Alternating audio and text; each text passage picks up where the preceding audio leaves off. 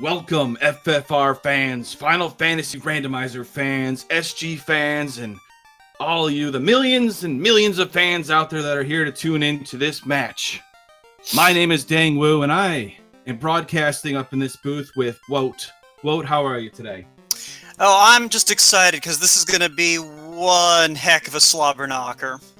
It really is. As you can see, in the left corner, we've got Ale, the underscore, versus LordFizzlebeef, the Mr. Gundam. Woat, these flags, I guess the first and foremost thing we should point out to our audience here, all encounters are unrunnable. What the heck does that mean? That means that these two are dumb. But more importantly, what it means is, you know that fancy run button that, all RPGs have? It doesn't work today. Every fight in this game, you cannot run from. If you get into an encounter, you have to kill it. Yeah, which basically means is if imps are rough, this could take a while. Wow. Because, yeah, the one saving grace is they did make sure enemy stats are vanilla, or at least normal enemy stats. Bosses are a different story entirely. But yeah, basically that's the only saving grace. Imps can have anything, and that's just the beginning.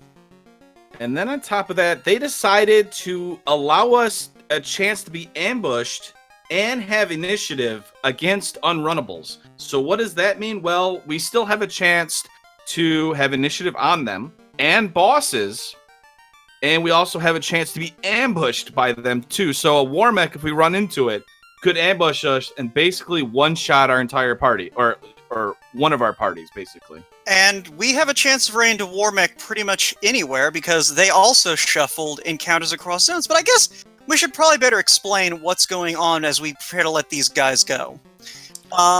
This is an installment in the FFR Irongol Heavy Metal Championship Belt Series, which is less of a series and more of just a thing that apparently we do now. These two gentlemen are fighting to improve their ranking so that they can challenge our current champion. That's still Spellzap, right? Spellzap is the champion. This is for the #1 contender spot. El Markin actually holds that spot. LordFizzlebeef is unranked. Yeah, Fizzle aiming as high as he can without actually being the #1 contender. So, yeah. Basically, this is just like any other championship belt. You have a champion. They have to defend themselves against whoever the #1 is, and everyone else is fighting to be #1. So, like I said, this is going to be a slobber knocker. We didn't even touch on the fact that they've randomized treasure. They've got floor shuffle rolling. What else did they do to themselves that merits commentary? The blessed cursed Basically, weapons everything and armor might be incentivized. Ooh, that's going to be a fun flag.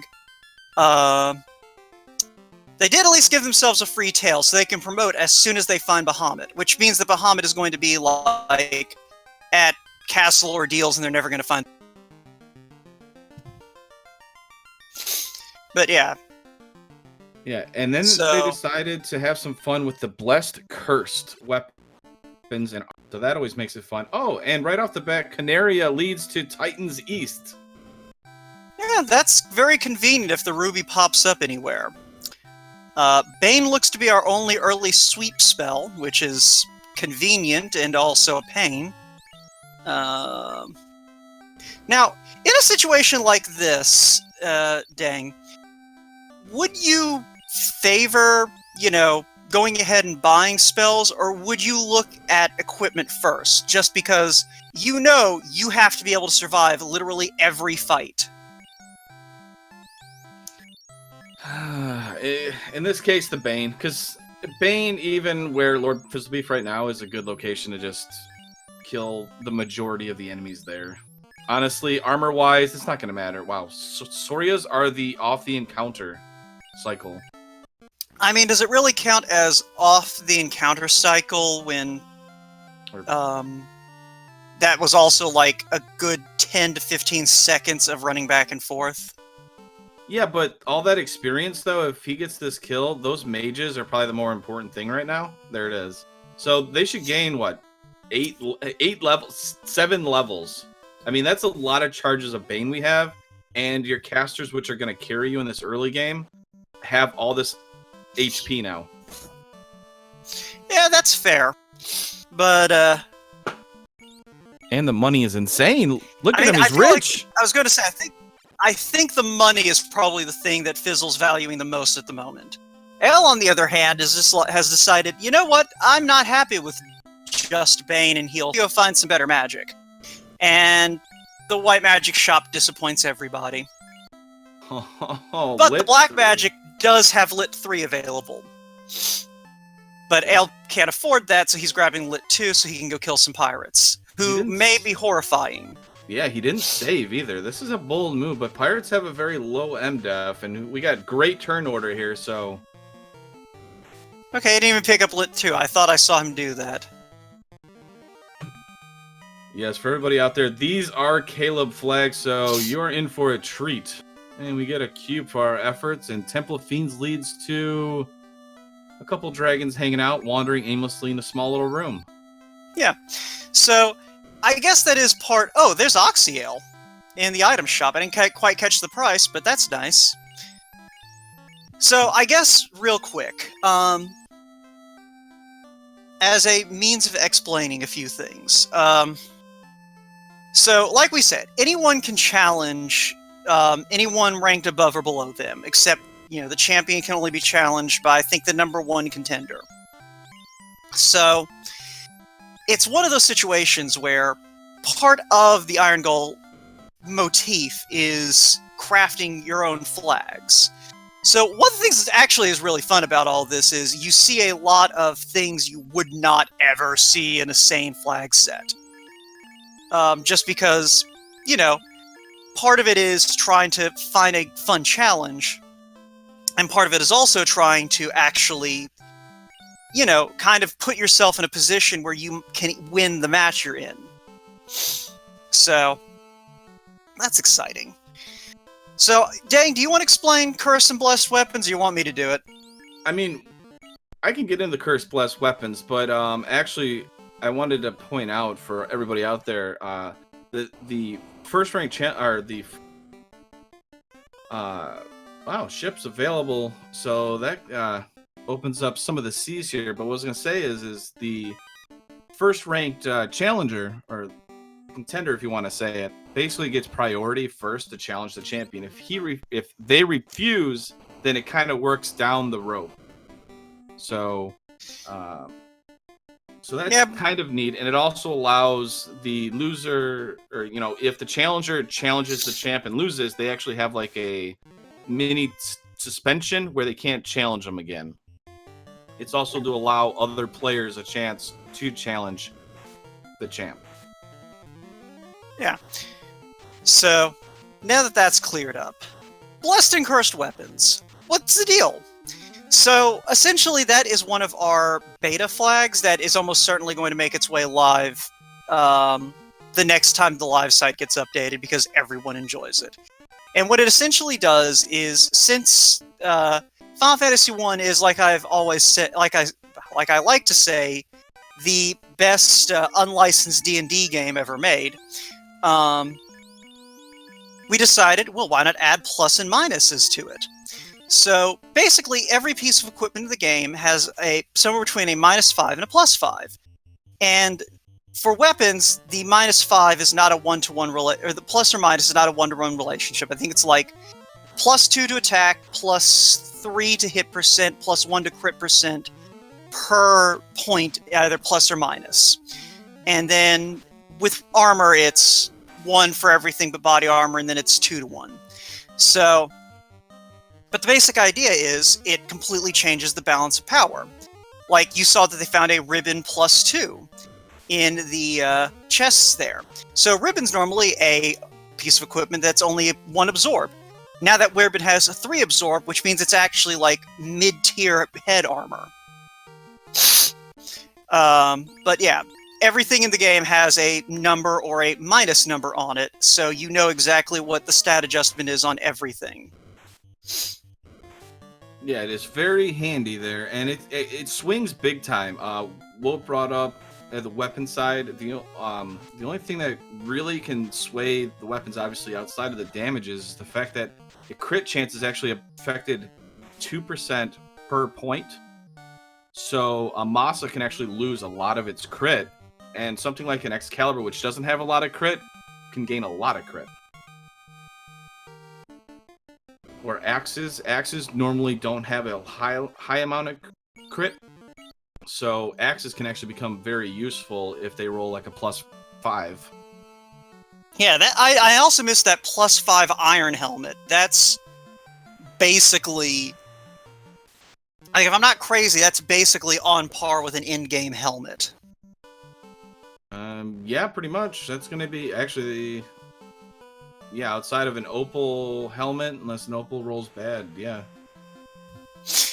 Yeah, and that's nice because that's basically, you know, something you can strap on that fighter right now, and that's good armor for a while.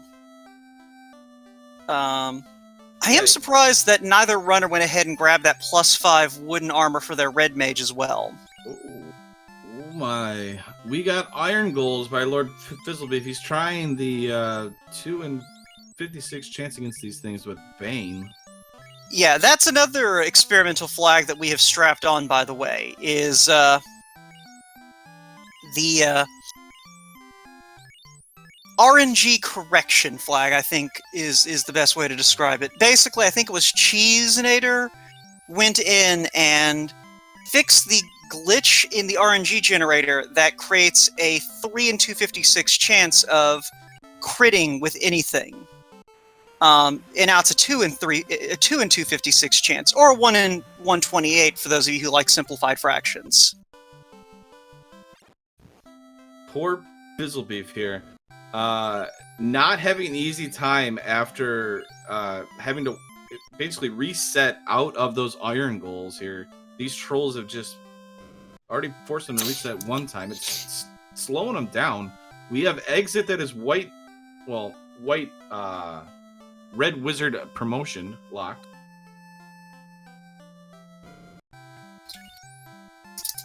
Life's available, so that's pretty useful. We haven't found much clear spells. I mean, we do have Lit 3, Warp, Quad X. Quad X is a great spell, but that's useful later on, and it costs way too much right now.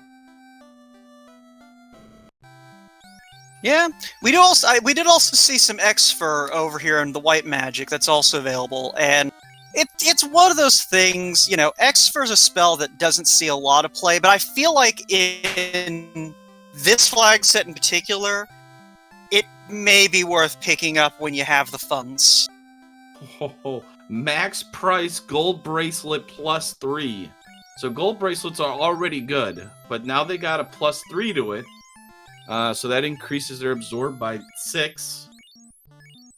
So, I mean, making them even better, I believe it's a 30 absorb, almost equal to an opal, a neutral opal. Yeah. Yeah, that would be right. So, yeah, and that's the beautiful thing about these blessed and cursed items, is it completely changes the dynamics of equipment. And it rewards being able to remember on the fly things like, oh yeah, this has this much absorb, and it's body armor. Or, oh yeah, this sword that I never use gets adjusted this much. Or in one case that I played through, oh yeah, silver knives are like the only good weapon that I've found. But they're +5, so they're on par with like a normal like thief top tier sword. And hello everyone from Speed Gaming, holy crap. Welcome to the party.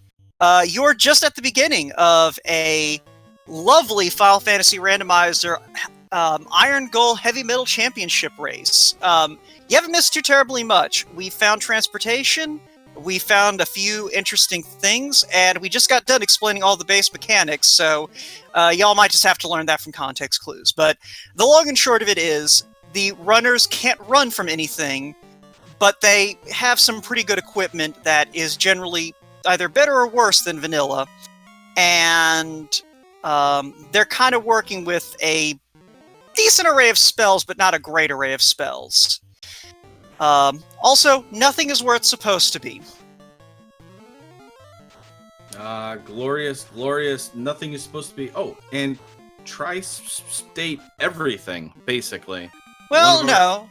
Well, almost everything. It's like half of the options has been tri-stated over incentives. But hey, Slab was incentive from Marsh Cave, so we'll take that. Yeah, and for those of you who aren't familiar with the Final Fantasy Randomizer, what incentive means is we basically have said, okay, these locations are where important things are going to be, and these are the important things that can be in those locations. And then they basically took half of both of those lists and said, well, we don't know if something important is going to be there or not, or what important things can be there. What we lovingly call tri-state flags. If you're familiar with the random percent tournament that Legend of Zelda Randomizer did a few years back, it's the same premise that they have with that. It's basically a flag that is the randomizer decides whether it's on or on at generation. There's a second ribbon. And I would say, okay, so the weird thing about that location for everybody there, if you remember, in the original game, that is where you got the slab, right? Yeah. So it's actually incentivized, and that's an incentivized location, which is, we're not sure if it is. And because ribbon is required, that's one of those weird things. Was that the required ribbon, or was that just happened to land there?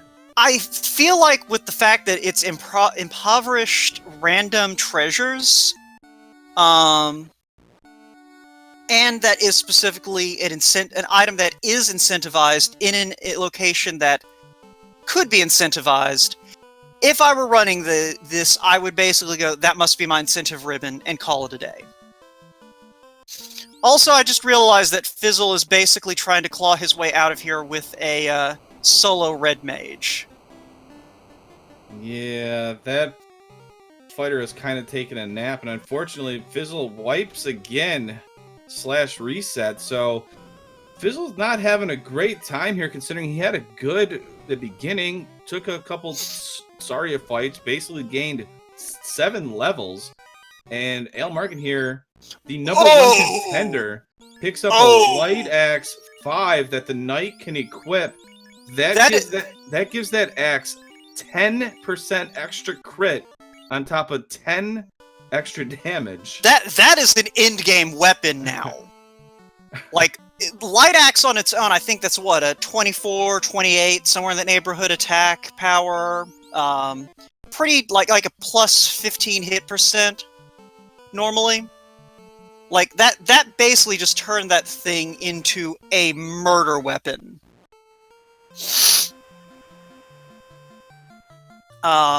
Basically a lot of stats. So it's basically really, really good. It was already really good anyways. Now it just got better. Yeah, no, like straight up, that a plus 5 Light Axe, I think, is better than most of the swords that we consider endgame viable. Normally, like without Blessed and Cursed. So. Oh, poor dragon. Oh yeah, NPC Guillotine. We completely forgot about that. It's more fun to wait, you know. We'll let them experience it. Yeah, so basically, one of the other flags that they turned on, a very popular experimental flag, is the NPC Guillotine. Which does exactly what it sounds like. It makes NPCs go away. At least until you return to the room. So... I'll find the top floor of Bahamut, which is always tense because with floor shuffle on, we have no idea what's down here. And what's down here is a fork.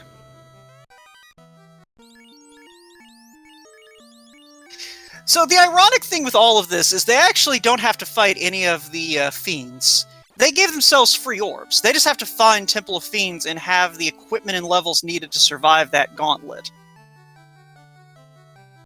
Alright, thank you, Gregory. I didn't feel like looking it up. I thought it was 28 attack power, though.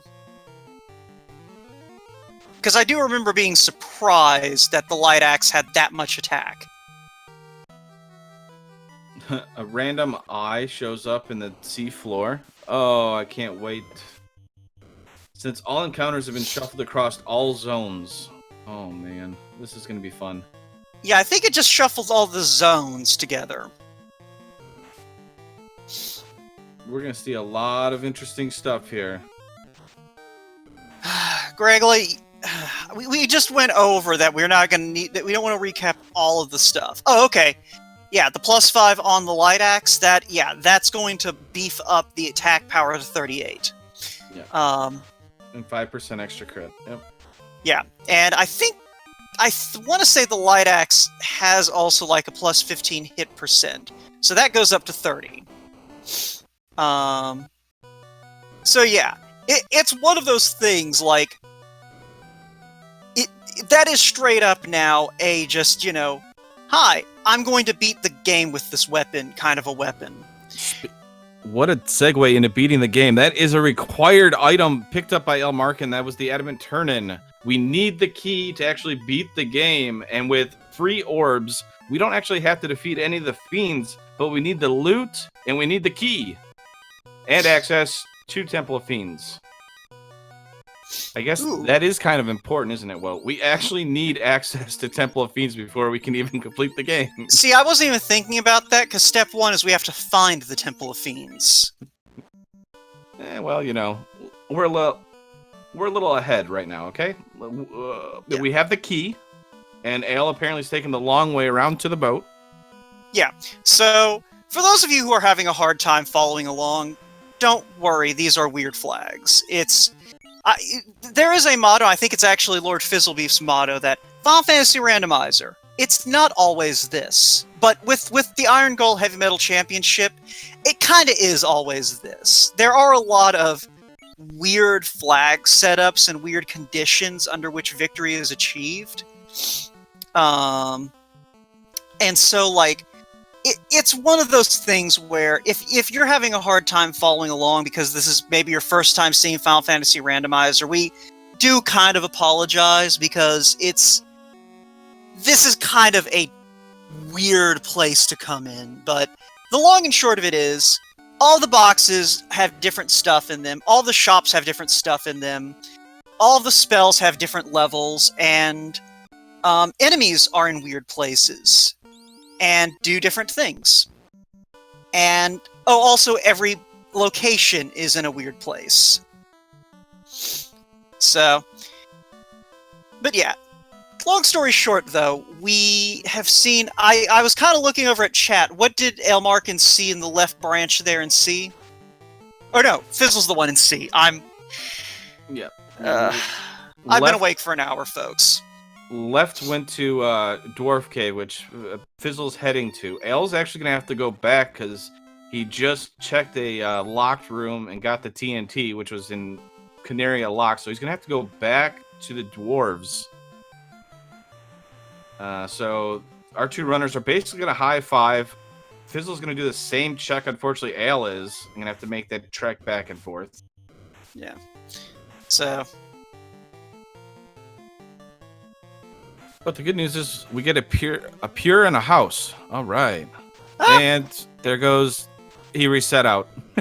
You know, our tracker Danny brought this... Well, I think he doesn't have the adamant yet, so he has no reason to do any turn-ins.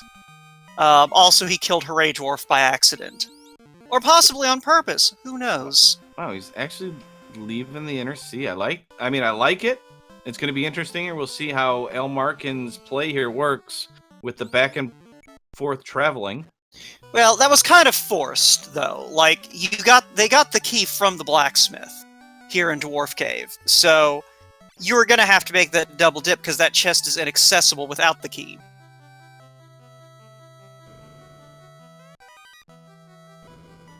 Well, true, but it could also... Without the key, I mean, there's some chests, though, that you can find, you know, in the key lock stuff later on. I mean, if we find Elfland Castle, there's the TFC room. You never know. That could be important. Until they actually add TFC to the incentive locations chests, no, it won't be. Hey, look, you never know. It could have the loot. I'm just saying, a loose loot. Loot can't be loose today. Like, the thing is, well, I guess it could be loose if we rolled more incentive locations on than non-incentive.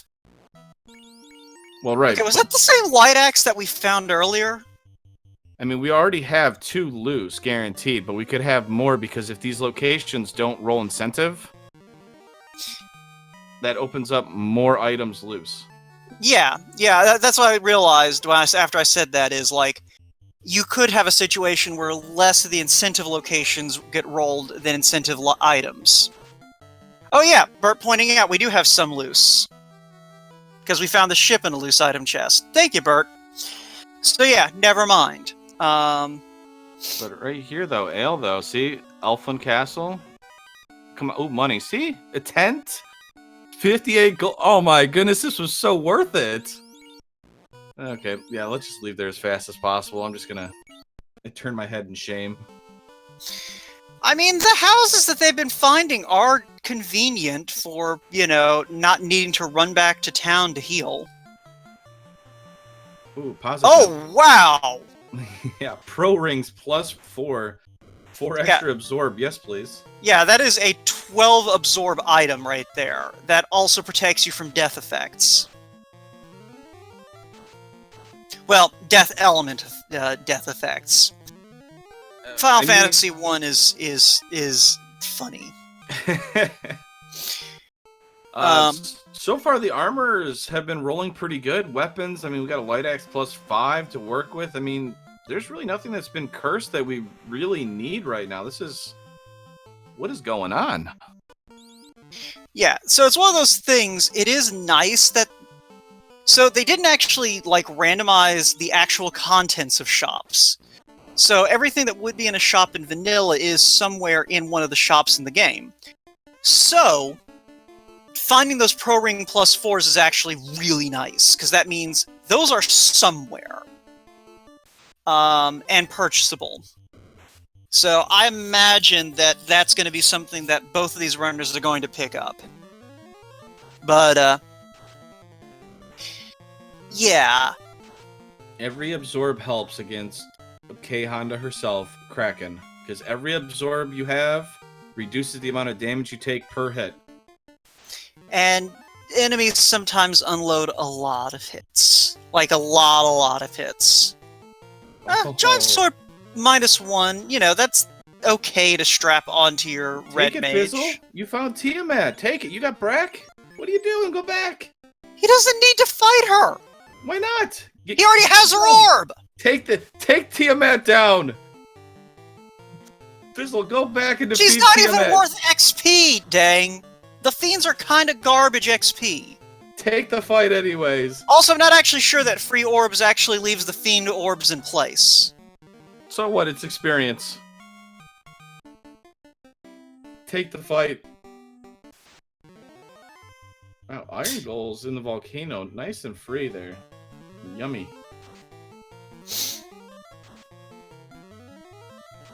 But yeah, right now we are kind of in an exploration state with the runners, just because they're both kind of trying to find... first of all, they're still looking for the loot. In order to actually get into the final dungeon, in the normal game, you need 6 things. You need to light the 4 orbs guarded by the 4 fiends.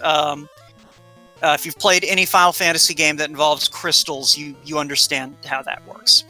The other 2 things you need, though, are the key and the loot, because in the Temple of Fiends itself, there are 2 locks in succession. The first one is a slab you have to play the loot to move, and the second is a locked door that you have to have the key to open. Yes, Sporophyte, that's exactly what Free Orbs means. We don't have to fight evil. We just have to go back in time and fight evil. Now, we have our eyes on the big prize, not the little prize.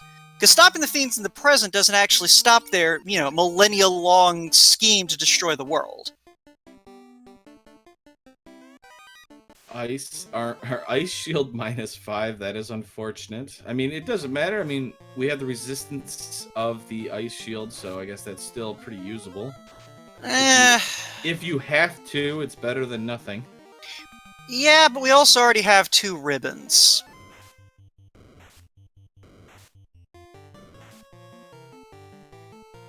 Like, who puts a ribbon on a black mage over a fighter? Who wouldn't? Are you kidding me? Come on now.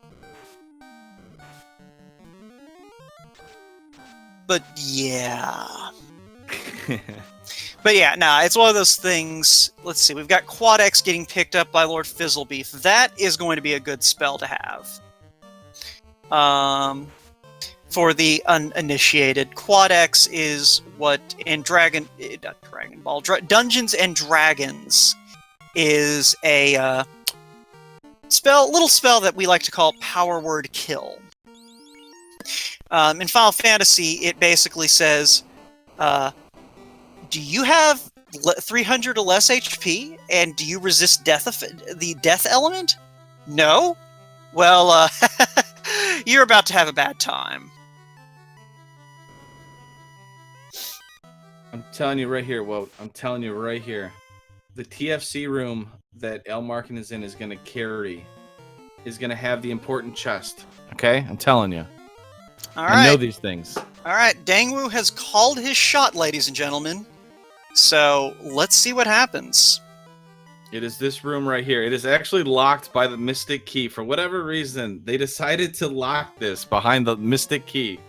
So my personal theory on that is they designed some of these dungeons before they settled on the exact progression path, and just didn't bother to go back and insert a non-locked door here because they'll have the key anyway, so who cares?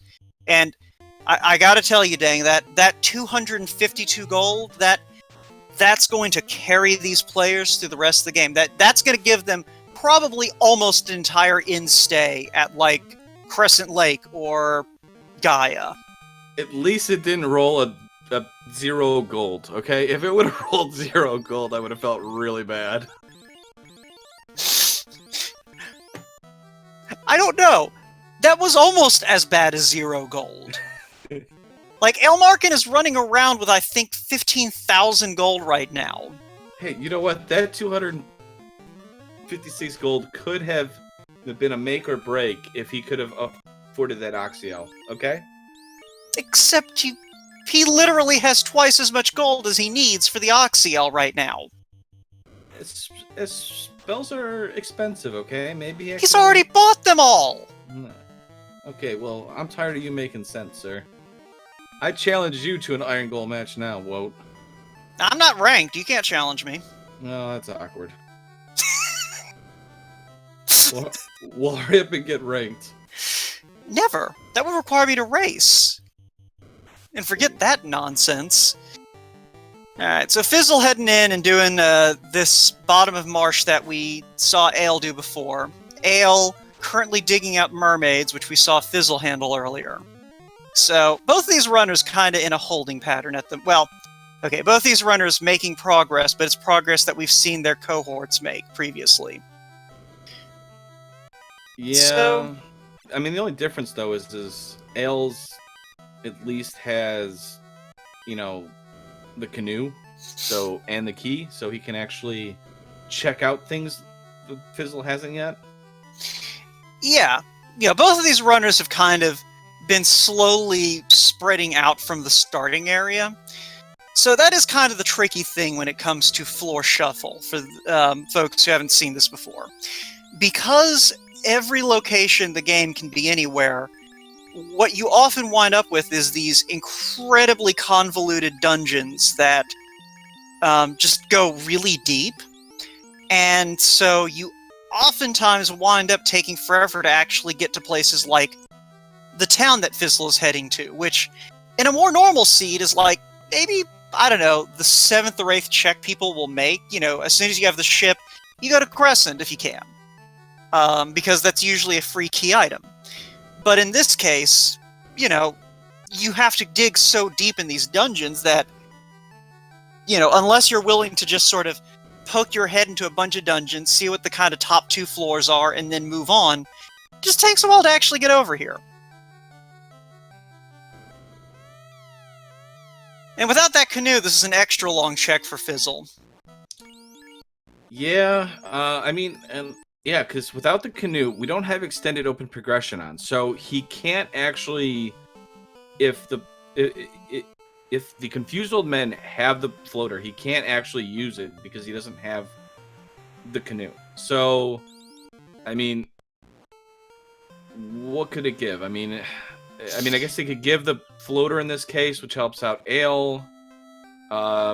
Fizzle has Oxiel, so the next check after this would be on rack, unless he decides to go back into the dungeons he's already checked, because he needs to find the adamant and the TNT. Yeah, I think the best case for Fizzle right now is... Oh, wow! Those Pro Ring plus 4s are stupidly cheap.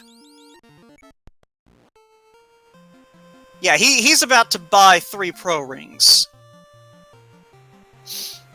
Heck, even those gloves, that's nice. That's solid, except wait, I just realized, oh wait, Pro Rings take up that same slot. Never mind. We have Lamp. Fire 3, Confuse. Okay. Fire 3. At least for the Black Mages. Yeah, I was gonna say, all of those spells are kind of useless as far as the Red Mage is concerned. Hey! That Titan's Tunnel that we found at the beginning of the game. Yeah. That's useful. Over in the Canaria Castle. We can go all the way back to Canaria Castle to feed the Titan and see what kind of items it's got there. And also where the other end of the tunnel pops out. That's true. It could end up in a double top, a double bottom, which opens up another entire location. That is one of the greatest things about the random floor shuffle, or entrance and floor shuffle. Yeah, if it does pop them out at, say, that double Cardia Island, that is very nice to find, because if Floater is buried somewhere deep, and, say, Ale decides, I'll go check the ruby later, I'm going to go to On-Rack now, because I've got the canoe, and, I want to check waterfall ordeals and what's under On-Rack, that could get Fizzle the kind of time gain that he needed back. Yeah, we're going to have to see here. Ale's checking out Marsh Locked. These are 3 chests. He manages to bypass the spike tile that right there. Well, Large Knife plus 3. That's not the worst thing to hand to, say, a Black Mage in case you get into a situation where you've run out of spells. I have to admit, the great. I like the experience on it. I know every encounter is unrunnable, but it's these runners are getting so much experience now that it's really nice. Yeah, Gregory pointing out in chat, by the way, Fizzle has opted to not check what that ruby leads to. Not a move I necessarily agree with, honestly. It's an incentive location that may be our only access at the moment to either the Sarda area or Double Hole Cardia Island. And oh my god! We got initiative, though. The Team Edward fan club allowed us initiative. This is a great experience. Unfortunately, we don't have any way to instantly kill them very quickly. Yeah, fortunately those Lit 3s are doing their job, and Ale gets the kill. And yeah, that's just basically a free level for him. Oh hey, the best sword in the game, except it's worse. Ale looked at it and said, oh, that was almost tempting. Well, he did go ahead and slap it onto his red mage, because it's still better than a giant -1. The red wizard is swinging the sun sword that's not so great anymore. Yeah. You take what you can have. Wow. Look at that light axe. 4 hits. Phew. So, he is going to... Yeah, Fizzle is heading back up to Canaria, because lacking the canoe, he really can't check anything else on the northern continent right now. Well, the canoe and the chime. So, yeah, this is him checking the Titan's Cave, and we'll see what this leads to. Womp womp. Marsh key locked is not incentivized, so we got a bunch of money just like the TFC room. I think it was literally almost the same amount. We're about to check the Titans. This is incentivized. Wow, big cash. Opal -4. That's awkward. And the crown. Yeah, I think that means that the gold bracelet is the best gear we're going to see for that red mage. Alright, and Titan did lead to... Oh, hi Garland. There. Yeah, right? So all we need now is the loot. This is good information for Fizzlebeef. Yeah, free orbs. They're already lit. And we just need the loot to get through the rod lock. And, we're golden. We have seen Canaria Castle. It is at Northwest Castle. So, Fizzle will be able to go back and talk to the princess. I think Ale has forgotten that he had that guillotine is on. Look, some people just don't want to take out NPCs, okay? He's a man of the people. Ish. Yeah, I have my doubts. But yeah, it's one of those things, depending on how long it takes Ale to go get that ruby and then bother to go back and check. Or if the floater, depending on how far away the floater is. So at this point, we do know that we have 4 locations that are floater locked, because we need the airship to get to Sardis part of the Melman continent, Gaia and Lefane. And because the Titan's Tunnel is the only way to get, to any non-boat accessible location otherwise. And we already know where that goes, so... Looks like Temple of Fiends did lead to the Cardia top bottom. Oh yeah, I guess the rest of the Cardia Islands count too. Thanks, Gregley. It's like he's here just to have fun at your expense, Wout. I mean, it's one of those things, considering the depth we've seen of some of these dungeons, there's not going to be too much left in the Cardia Islands. Marsh split into Sea split into, 8 levels deep. Oh, yes. Well, we've already seen the Sea split, so that's off the table. I know, but I was hoping. You always hope for it. As a commentator and stuff like that, you kind of hope for it. But yeah, I imagine that Fizzle is going to go check the princess right away. And yeah, if she has the loot, he's already got that light axe to finish the game off.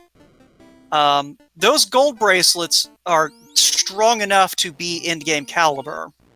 Yeah, but that is...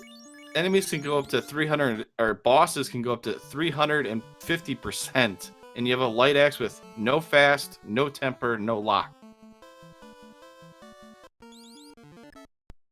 Semantic. I mean, it is definitely possible, and I would say he should go for it just to try it, because as we said, or as we're saying, bosses can roll low too. So, I mean, including morale. Yeah, exactly. And fear is level 1. I believe it's in the 4th slot, but we have to promote to get it. Cast some fear, and you might even be able to win the game just off of that. You get up to level 50 and just hopefully land a couple fears. Good to go. So, for those who are unfamiliar with the underlying mechanics of Final Fantasy I, every enemy in the game has a morale score, which is basically a number they roll against based on various factors. Bosses normally have a morale so high that it's unlikely to cause them to... Oh, and Sarah has the loot. Wow. What to do if you are Fizzle right now? He doesn't have the key yet. He just got the adamant. True, but he's gonna get there, though. because it's the back and forth that he's Oh going to yeah, do he right has now? the adamant now. That's right.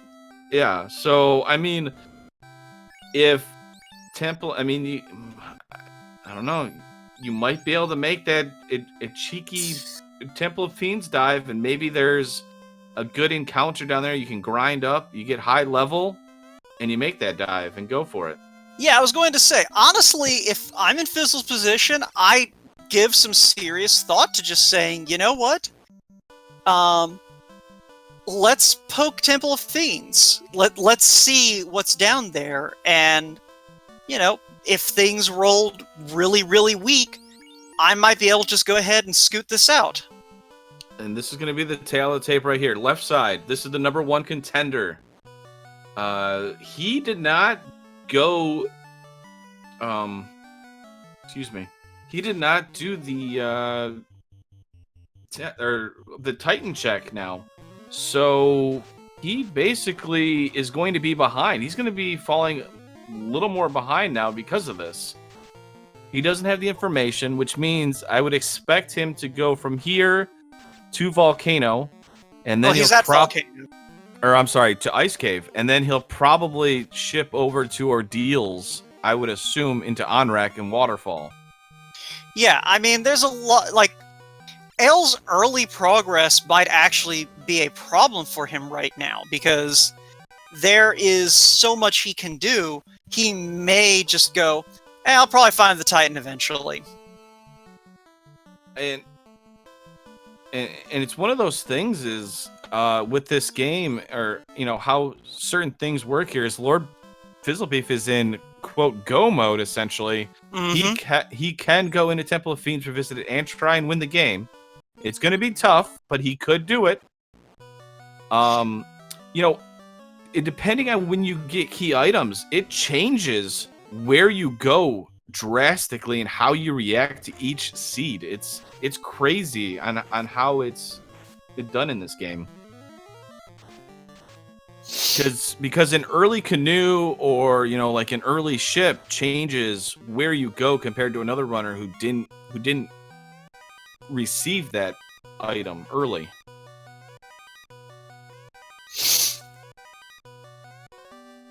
And well, no, we know where Elfland is. Yeah. So that that is Dwarf Cave. So you know what?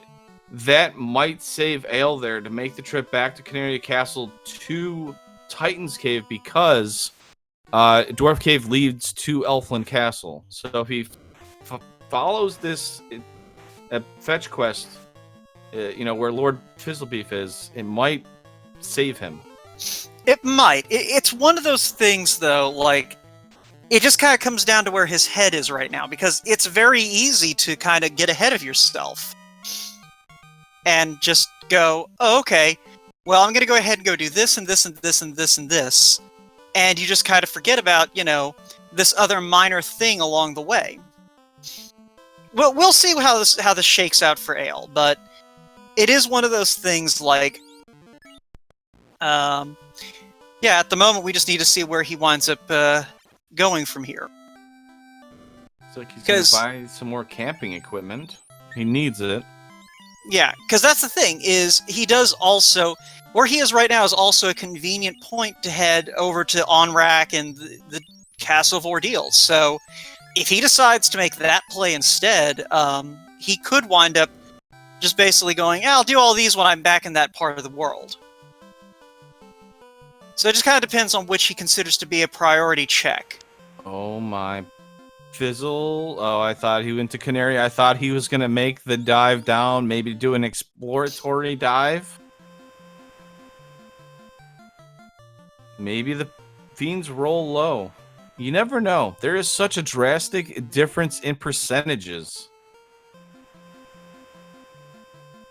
I mean, they can have from 29% of their base values all the way up to 350%. All right, Fizzle's 29% of base values. All right, Ale, the underscore Markin, is going to at least go check Elfland. Based on where he parked that ship, though, I don't know if that Canaria check's on his mind. We can only hope.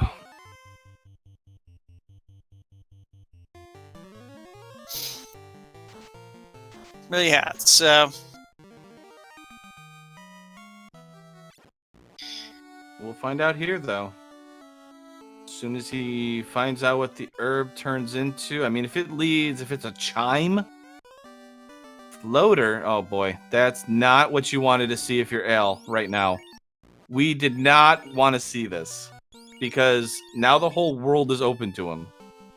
I mean, it's not terrible. Like, it's not terrible. Yeah, because he'll eventually... It just extends where he's got to go, though. Yeah, it's one of those things, like, he'll eventually find that Temple of Fiends location. It's a natural thing to check early on once you find the floater. And it gives him an advantage because we haven't seen faster temper. So with him having this now, he can do Gaia, he can do Lefane. Which means that faster temper is 7 or 8. Exactly, which he has access to, and Fizzle does not. Yeah, well, I mean, it just depends. If he finds, say, a particularly deep dungeon, then that could cause some issues. But it looks like he is flying back to Canaria. All right. Ale, fortunately, makes the correct play. But it is one of those things, you know, that was a dicey moment for him. If he had not made this decision, it could have gone real bad wrong. Also, remember, though, he could have taken that floater and gone to double top anyways. And it would have led to the Temple of Fiends anyways, or a double bottom or whatever.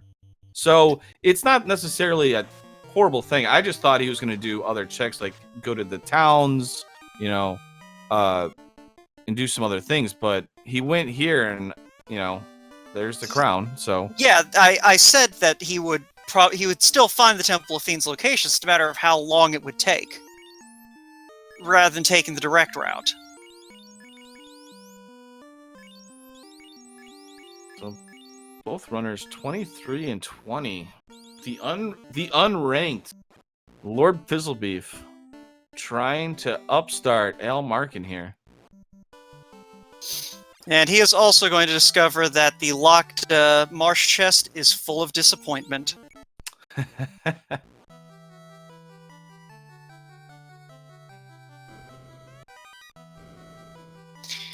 But, I mean, the XP is decent, at least, for fighting these fires real quick. Oh, and I guess Al actually can check the right side of Temple of Fiends. I did forget about that. Ooh, nachos. That's not a bad tile to find at all.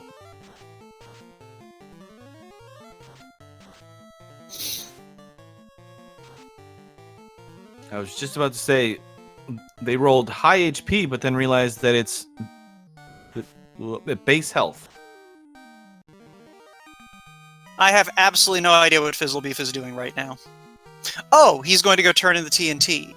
He's going to get his TNT, and then he's going to go turn it in and get his canoe, and then realize that the seed is basically just going back and forth forever. We're having so much fun.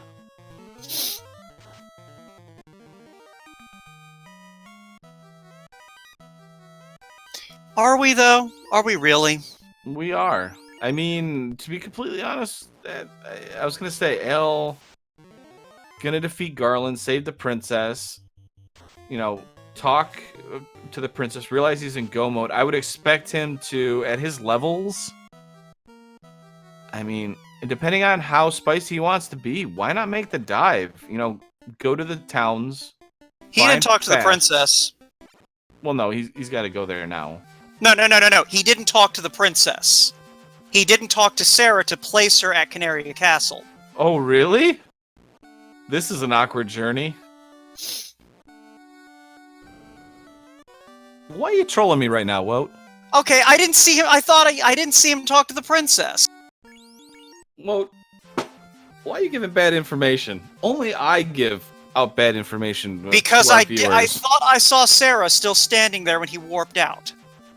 Oh. I trusted you, Wout. I trusted you. Now I can only trust Danny3883, who is doing the tracking. The person we didn't even announce. I am so awful at this. Danny, I am called so her sorry. out, dang. Oh, well, I was ignoring you, probably. Yeah, I know you were. Everyone ignores me when I say important things, and then pays complete attention when I'm wrong. That's right. That's how Twitch chat, and that's how I work, okay? I'm going to call you out. Because even then, I'm still wrong.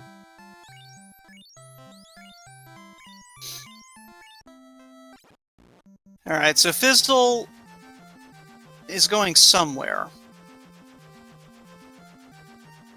I thought he turned... Yeah, okay, he's getting this one check-in. Which is a good check, at least. I mean, considering gold bracelets are max price, you got one for free. I like it. I'm kind of interested how Ale is checking a bunch of things right now. But I think maybe he's looking for Bahamut to be very easily accessible, maybe? Well, it would make sense. At this point, he's got a 50... He's got, you know, a 2-to-1 shot that Fast and Temper are both going to be 8th level. Because he's seen everything 1 through 6 and 2 of the 7th level spells. So he knows that there are only 2 7th level slots left, and then all 4 8th level slots. So he's almost certainly going to need to promote in order to get both Fast and Temper. That white shirt, though, very helpful here for Invis 2 casts. We're going to need it just in case the bosses roll on the very high side, or on the high side. I would even say even average. Or deals. That's not what we really want, I don't think. Yeah, the only reason we'd even want this... Well, okay. Chime could be up here, and Bahamut could be at Mirage. I mean, that is definitely true, but at the same time, you got to realize... I mean, the Black Mage still learns a couple slot level 7 stuff, so if Gaia level 7 had it in that top slot, the Black Mage can learn it. Yeah, okay, the other thing that Ale may be thinking about is the Power Bonk is still out there. And if he finds the Power Bonk, he doesn't need to worry about Temper. Oh, I understand. But it's definitely one of those things of speed versus, you know, exploring. And with how big the percentages are skewed from minimum to maximum, I don't see why doing an exploratory dive to just see what it is right now, you know, just to look would be a bad thing. Oh yeah, no, I absolutely would be looking, but I can, like, there is a logic to this play. Also, to answer the quick question, chat, who is wearing the white shirt? Nobody. That's only equipable by white wizards, of which we will see absolutely none in this race. That being said, I would probably put that white shirt on the red mage. Like, to carry around and wave in the air and make people invisible. Gotta go. Ooh, sandworms. We can grind that. I wouldn't, because it's going to start running unless it rolled high morale. Only down part of sandworms. Nice experience, but low enough morale even when it's not randomized, where they start running. That's why you just have to hit them first and hit them hard.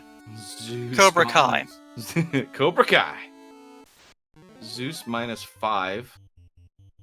Yeah, Ale just going, you know what, I don't need Lit 2 that badly.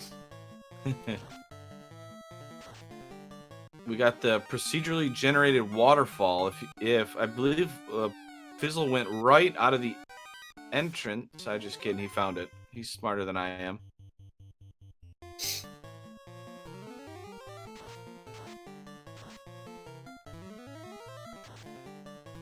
So yeah.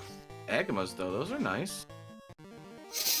Yeah, Fizzle's found a lot of good fights to beat up for experience and money.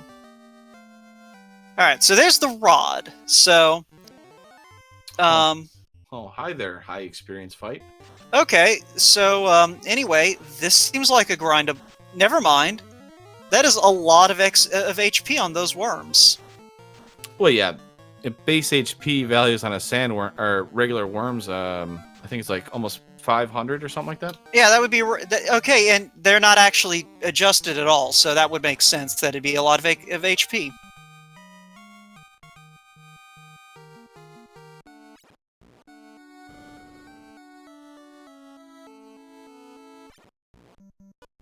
It'll be all right. I mean, come on, it's not that bad. I mean, 448 HP, easy. Yeah, now it's one of those things, like, that's definitely a grindable fight. Well, there's a lock available. Black Mage is allowed to learn it, so that's pretty helpful. Lowers the evasion of the enemies. Yeah. And the bad news, womp womp.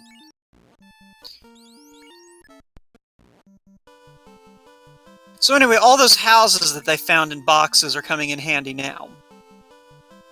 I don't think they've actually had to buy almost any camping equipment since they started. A question in chat. What do the numbers by the equipment mean? The runners have opted to turn on the Bless or Curse experimental flag. And what that basically does is it gives each piece of equipment in the game something between a +5 or a -5 bonus. So, any number between those ranges. And that, in turn, adjusts the stats of the equipment. Weapons gain or lose hit %, attack, and crit %. And armor gains or loses absorb, or can lose evade reduction. Or gain evade reduction. Basically, it can either make everything good or make everything terrible. In this case, we have, for example, a +5 light axe available, which basically is an in-game caliber weapon. Oh yeah, no, it's a really fun flag for folks who want to give this a shot. Which, hey, I believe that someone pulled up the Discord link earlier, and you can also find the Final Fantasy Randomizer at FinalFantasyRandomizer.com. The Bless or Curse in particular is found at beta.FinalFantasyRandomizer.com or alpha.FinalFantasyRandomizer.com. I would stay out of the alpha because it's full of weird things. But the beta is there. I rolled nothing. Gregglypuff is the one who rolled something. Blame it on Gregglypuff. In this case, it is actually his fault. He rolled the seed. I am not going to take his heat. No? You don't want to take his heat? Alright, fine. But what you are watching, though, for anybody that has just joined, on the left, that is the #1 contender, L. Markin, versus the unranked LordFizzlebeef. This is an Iron Gold Championship match, or ranking match, if you want to say. Basically, if L. Markin loses, he gives up his #1 rank. LordFizzlebeef will take it over. Ale will then drop about half the rankings that is split between the difference between them. So he should lose about 8 or 9 ranks if he loses. Yeah, no, this was a bold play by Fizzle, and an interesting situation for Ale to be in. I mean, but this is the one thing about this, guys, is this just began. So a lot of the rankings are going to fluctuate very quickly right now. It's been about a week out, almost about a week and a half, actually. So for Ale Markin, he was the initial champ, lost it to Spellzap, who is the current champion right now. Spellzap will actually be racing tomorrow on Speed Gaming. So I will get back to that very shortly. But so because of all these changes, one of the things is that we're telling people is have fun, challenge people to a lot of the different things that what you're experiencing right now. all the fights are unrunnable. The blessed cursed weapons. Challenge these. Challenge people and have fun. So Lord Fizzlebeef has done that. Ale accepted because he's having a good time with it, and you guys get to experience this. Yeah, no, Shintel. This is a tournament only in the sense of there are rankings and there is someone who is currently the champion. But this is more akin to a wrestling championship, where this is just intended to be an ongoing thing, basically to give a lot of the active racers kind of a way to gauge who is better than who, and all that good stuff. It's essentially... Yeah, I mean, that's kind of the bottom line, is it's basically a way for people to kind of race and have a way of gauging, am I doing better or worse than, these other people? Yeah, and and El Mark actually found a very good experienced fight here. That big guy is worth a lot of experience, this fight. So I like it. We're hopefully going to get the fast and stuff like that. But, as I was going to say about the scheduling of Irongols, we actually have a packed schedule the next couple days, Wout. Can you believe it? Oh, absolutely. We've been doing this for about a week, and it is honestly kind of hilarious just how much it's gone on. I mean, we've had triple threat matches where Will Bloodworth, the Emerald Saint, Dark Moon, and Gurglypuff did a 1 black belt seed, which unfortunately ended with some errors with PCs and stuff. But that was a 3.5-hour match of just grinding and trying to get through some of the most hellish of seeds. So that was a lot of fun. We've had some fatal 4-way matches that even I participated in and stuff like that. And I think right here, Lord Fizzlebeef's going to make the dive. I think he's going in. Yeah. So the real takeaway here for folks who are watching and think this sounds interesting is jump on in. Worst case scenario, you kind of fill out the bottom of the card for a while and learn to play the game by racing against folks who are really into racing. So... I mean, it is one of those things. If this looks in any way, shape, or form fun, this whole dynamic, having to constantly adjust, your gear loadout and all that good stuff. Come on in, join the Discord, join the community. We'll be happy to get you started. We've got plenty of resources, and dang, if I'm not crazy, don't we have an actual tournament coming up in about a month? Less than that now? I think we got about 2 weeks left on signups, and then about a week after that, we'll actually start it up. Yeah, we got the spring tournament 2020 coming out. Jeez. Signups are open now. They close at March 15th. We're hoping to get 54 racers, because that extends it to 6 weeks of Swiss flags. And, that's going to be a lot of fun. And then we finally get into brackets. So even if you're not joining to race, you should definitely join to get the spectator role so you can keep up to date on everything that's being raced. We make announcements through the spectator, and you'll be able to keep up with all the Irongol stuff. We've got After Dark stuff. We've got spring tournament stuff. We got plenty of stuff. So if you just enjoy FFR action, come on over. And yeah, worst case scenario, if you kind of enjoy this but have no idea what's going on, learning the game is the easiest way to understand what's happening. And I Also, yeah.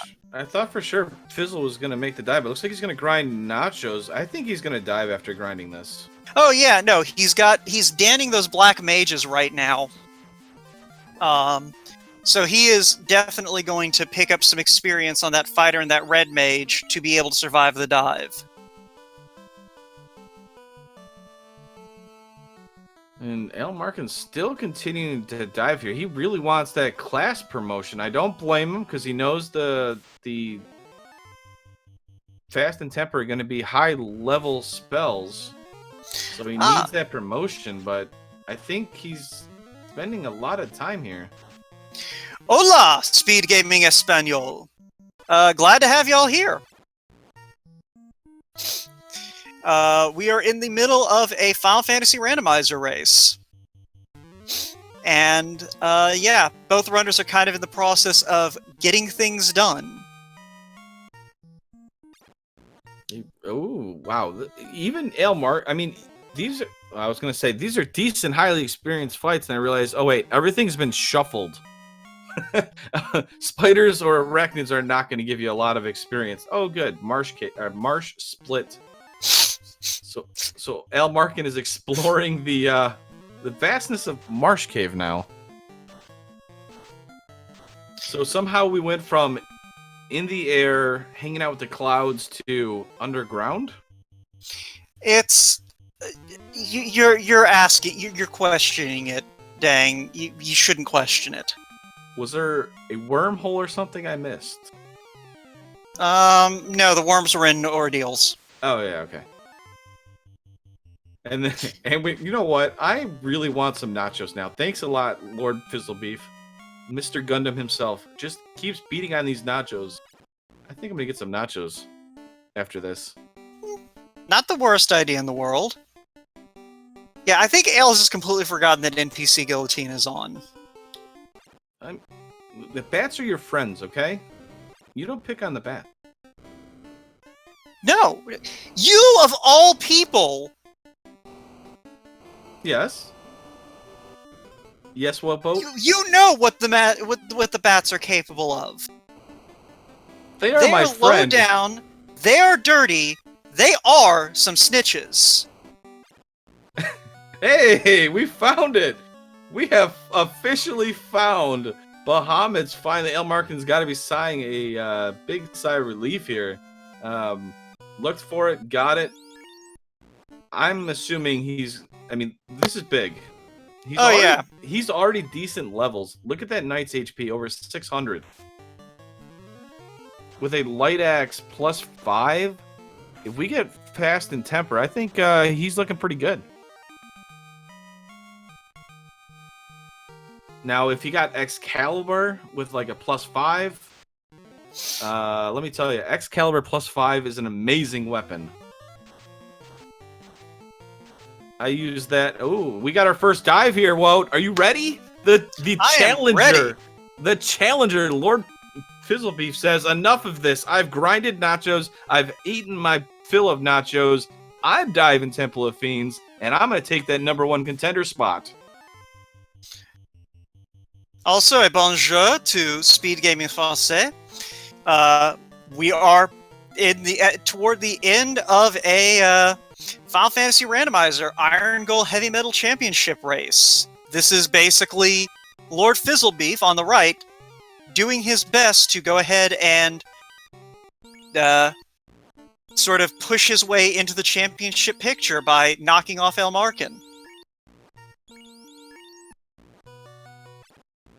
And Elmarkin is lucky that he has that many warps, because that was a deep dive to get that class change. That was a whole lot of warps that needed to be used there.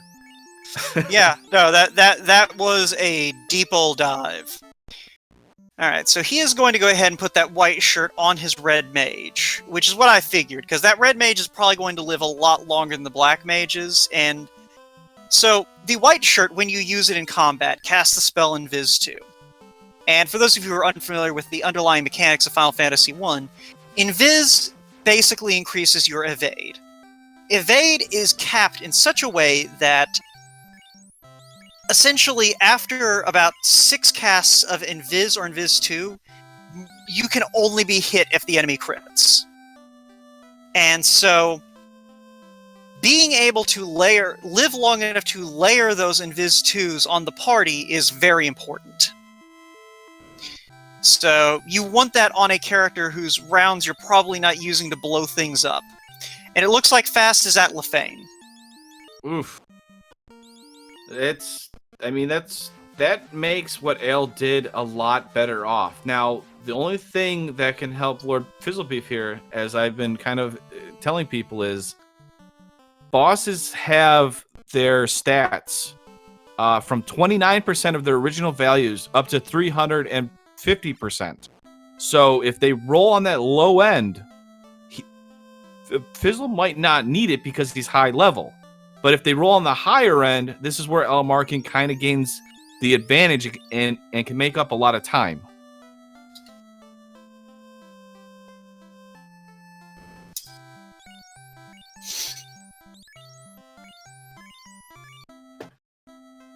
So it's going to be interesting. LordFizzlebeef has entered, as we've mentioned it earlier. Ale has promoted. So it's two different ways of approaching this. One's more aggressive. One's a little more of a conservative and consistent, I think you would want to say it.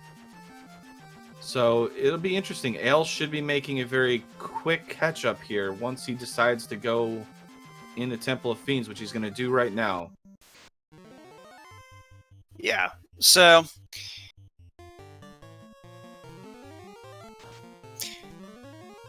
yeah, I mean, you pretty much summed it up.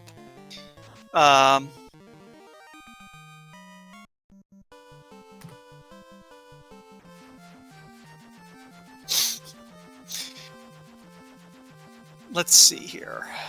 Now, the one thing that I guess we should point out too, well, for anybody that's joined us, is if you've noticed, every encounter that they fight is unrunnable. In Temple of Fiends Revisited, if any of these nasty enemies start hitting you, it's not like you can just run away. You have to battle them every single time. They're unrunnable.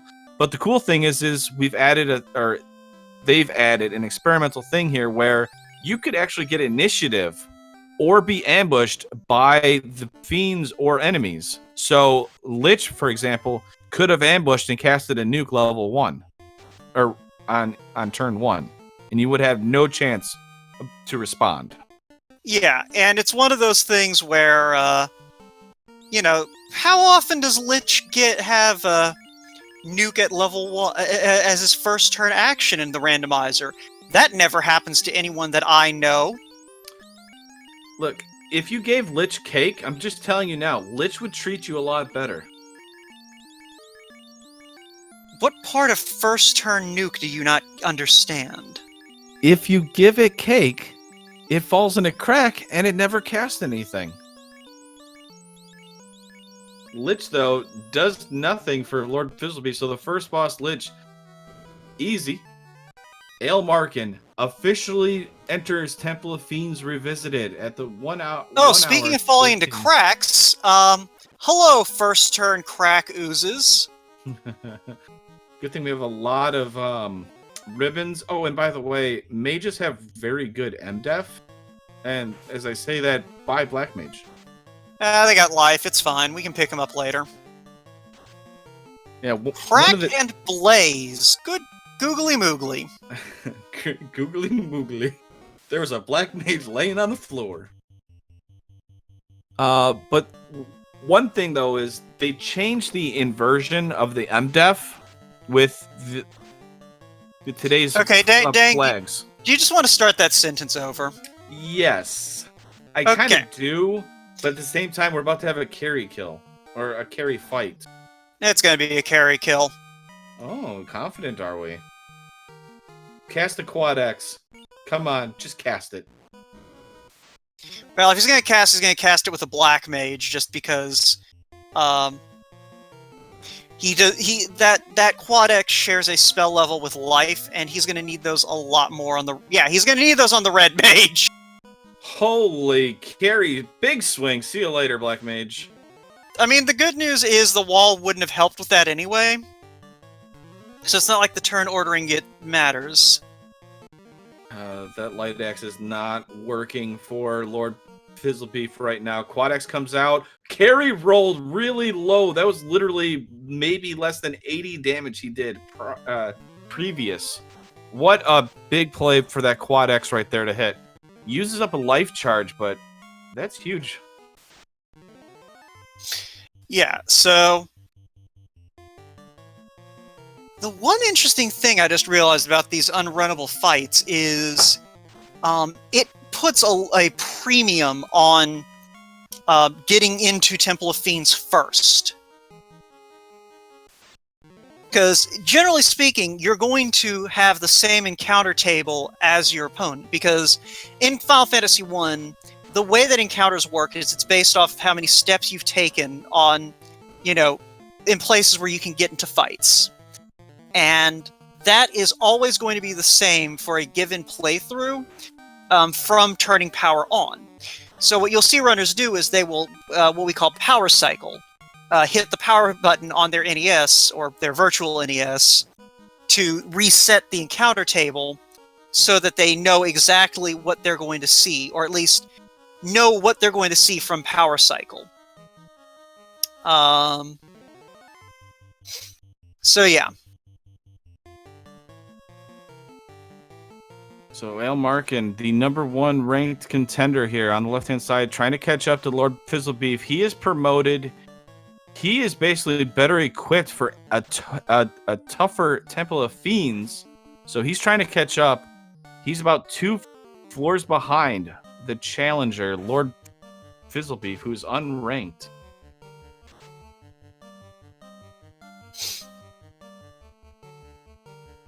So this is going to... Look at that Light Axe not doing much. Even Lich has high absorb so far. Carrie had high absorb. Lich too is high absorb. And of course, there goes Lich. Finally. Yeah, he had high absorb. He didn't have much in the way of health. Fizzle going straight to the Brack strats on Kraken too. It looks like he's going full aggression. Speaking of aggression, we've gone a nuclear. Kraken lays out the non-elemental spell nuclear. You have to rely upon your MDef to resist it. Takes down Nook. More Bracks. Wow. Okay, I guess it makes sense because Fizzle does not have fast. And it's a pretty accurate spell. Yeah, it is your best shot here. And Kraken gives him a free turn. Although but yeah. Oh! Low HP Kraken! Fizzle is through! Wow! That's what I was saying is, even without the class change, or fast, you may wind up with the Temple of Fiends that you can just kind of, push your way through sheer willpower and grit. That's what happens when you have a spread of 29% of the original base value all the way up to 350%. So, but the downside is Lord Fizzlebeef has almost no heal potions. So depending on what or how bad Tiamat is and what encounters Lord Fizzlebeef runs into, this could be rough. Absolutely, but we're going to see... We're going to see him just Brack Tia 2. Okay. Yeah, why not, right? And it looks like the encounter zone on this floor is one of the overworld locations early in the game. So I think he'll be fine. All right, so Lord Fizzlebeef saves the health potions, basically runs into 2 encounters, but they haven't really done much, which is good. Ailmarkin just defeated Carrie 2, trying to catch up. Lord Fizzlebeef bracks Kraken, or no, actually meleeed or attacked down Kraken, which was low HP. And then bracks Tiamat 2, saving him even more time. So the #1 contender's in a hard spot here. Yeah, alright, I'm going to call my shot right now. Cass is going to wind up running away. Oh. Did he pick up the fear? Oh. No, I'm just calling that Chaos rolled low morale because they said it so that morale is part of what gets rolled. That's and true. He got an ambush. Nice. He gets the ambush, the challenger with the ambush, and he's going Brack stress right off the bat. It's worked for him at least once. Big hit from the fighter there in the top slot. 5 hits, 5 damage. We're going Bane. We've seen that win matches before. Yeah, I believe the Bane Sword has been given the title the Game Clincher. Ooh, Chaos swinging back, though. Decent amount of damage, not too scary, though. Yeah, Fizzle did not find the white shirt, by the way. Which may explain why he is resorting to the insta-kill strats. And as Bird has pointed out, the RNG fixes are on, so it's not 3 and 256, it's 2 and 256, so it's even less percentage chance of hitting. Uh-oh, Chaos with fast. We've doubled Chaos's number of hits. Well, at least he got a crit off with that axe, so...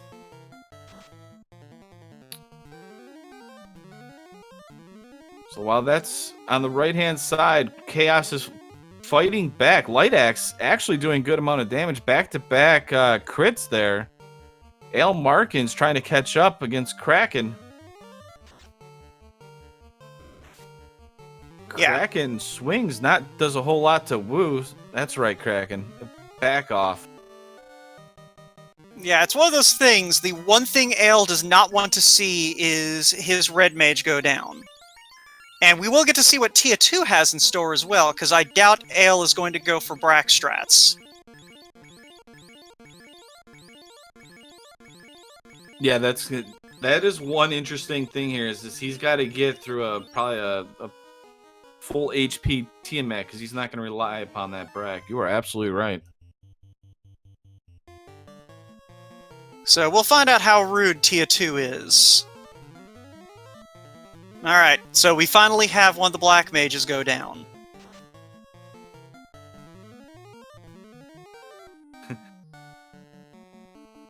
Got fighter on your right-hand side name hit for LordFizzlebeef, down to one knee.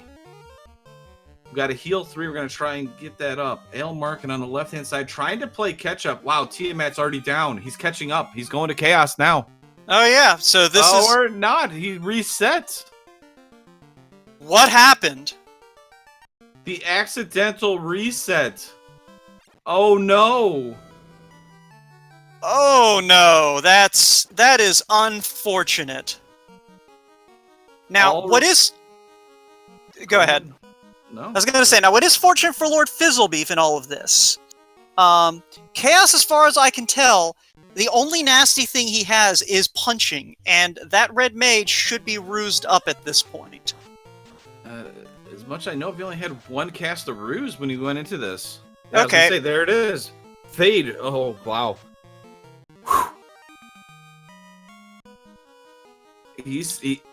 Fizzle's trying. Ice 3s. We're trying to cast the Brack. We're trying to get that 2 and 256 chance of killing Chaos, but Chaos refuses, proving to be the ultimate fiend. I believe he's got Sun Sword equipped on that Red Wizard. I mean, that could do some damage, but spells are going to do more at this point. Yeah. Yeah, I imagine that if that Sun Sword comes out, it's basically the last thing in his arsenal if he lives that long. He's trying so...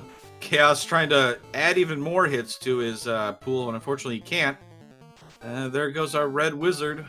Or Red Mage, I'm sorry, for LordFizzlebeef on the right-hand side. Can Nuke do it? Probably not, but he's going to try anyway. I believe in you. Okay, I don't believe in you anymore. Yeah, I... 6 hits for 348. Fizzle's forced to reset. Well, the thing is now he knows. I think He's gonna go grind. he's gonna grind more levels. Okay. I mean, I see with what he's done though, he's kind of put himself into a situation where he's forced into doing this though. Yeah, he is, but here's the flip side to that.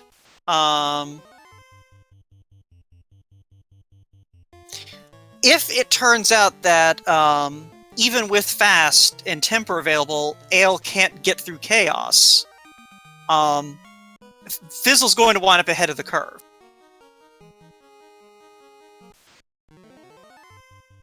I mean, yeah, but that light axe though, that's because Oh, he is solo grinding the fighter.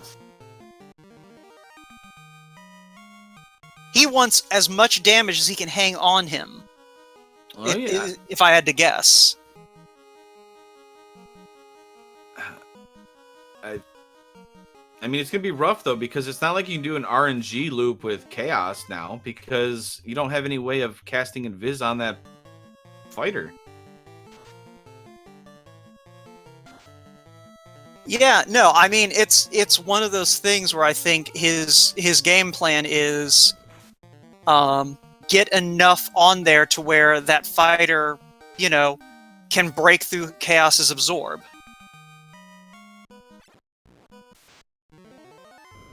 So, yeah.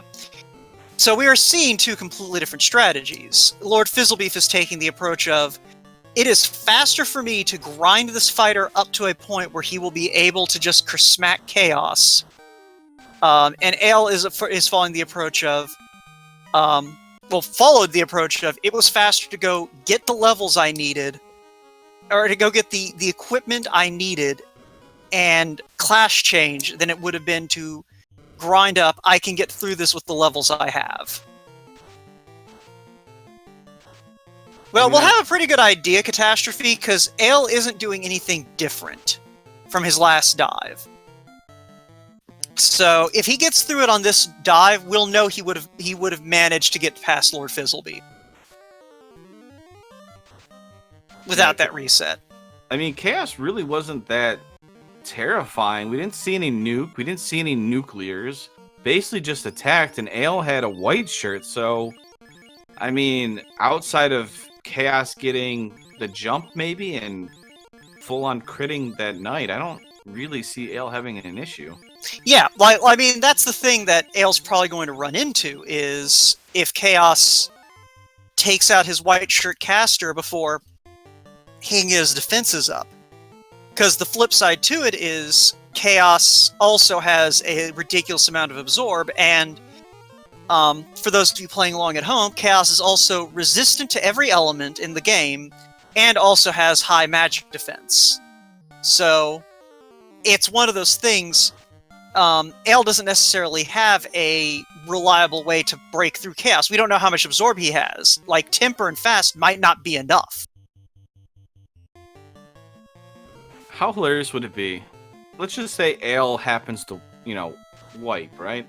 Goes back in, Lord Fizzle comes through, and as you said, Chaos rolled low morale. Walks in, Chaos first turn runs away, and the time loop has been solved. That is entirely...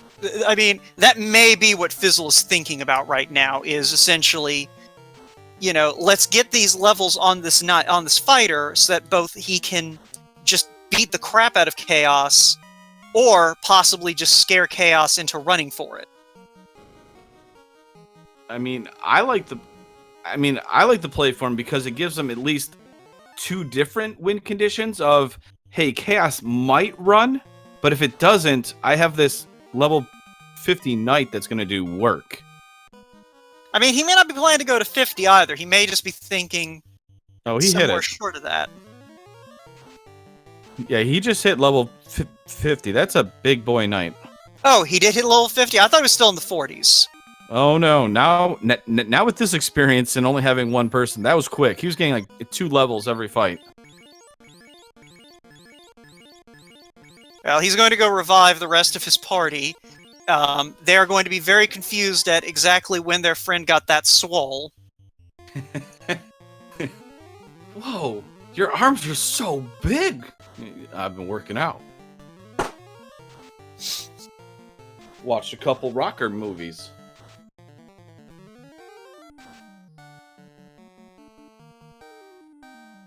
But yeah, so this is...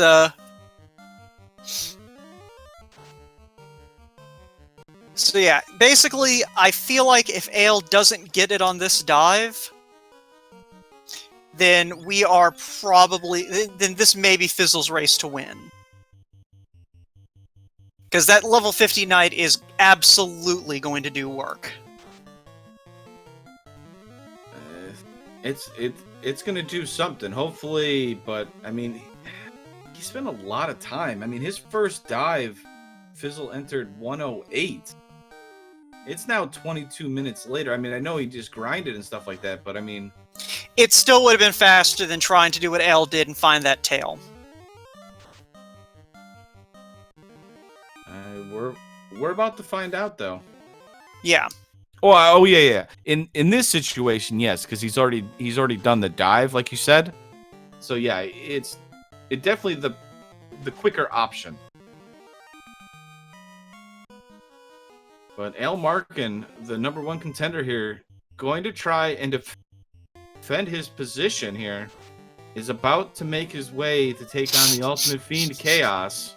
Sorry, I just watching everything running away from Fizzle. Like, that is one thing, that is one way to make this dive faster. I mean, so, yes, for anybody out there, we have the new champion Spellzap that dethroned Ale Markin. Spellzap will be taking on the number 2 ranked Thundercloud tomorrow at 10 p.m. Eastern Time. That is March 1st, 10 p.m. Eastern Time on one of the Speed Gaming networks. So we have a title match going on between Spellzap and Thunder. So make sure to hang out with us there. I believe it's you and I there. I was going to say, it will be us that you're hanging out with. Oh, yes. I am excited, and I've seen some of their flags. It's going to be fun. So, all right, so with a temper stack and fast, Ale hits for 10 points of damage. Here come 2 more temper stacks. That's right. We are going full offensive here. Kind of need to. Big swing. 10 hits, 348. Hey, that's like the best damage we've ever seen against Chaos. That's still a tanky Chaos. Yeah, that's with crits. Like, Ale is going to keep piling on those tempers and hope for the best. Like, I think he is going to get it here, just because Chaos has not punched out anyone yet. And Chaos really needed to punch someone out before this point. Yeah, definitely, because that's 2 stacks of Invis 2 right now. We are getting more and more evasive. Another big swing. 10 hits for 618. Chaos is now fasted himself. Says, anything you can do, I can do also. Minus nuke. Big swing on Woat. Woat says, not today.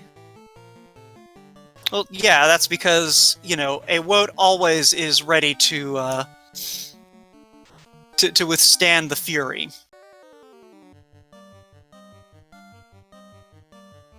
Another big swing. 915. Chaos is a big boy.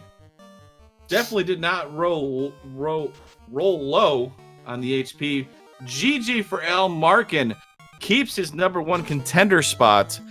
After the match tomorrow, we'll be able to have free reign or the priority to take on the winner of the Spellzap vs.